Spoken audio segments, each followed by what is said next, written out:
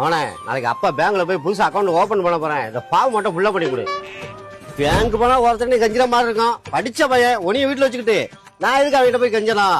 நீயே ஃபுல்லா பண்ணி கொடுத்துறாம அவனை. The next day. எங்கடா இருக்கான் இந்த படிச்ச பட்டதாரி? எங்கடா இருக்கான்? இந்த இருக்கியா?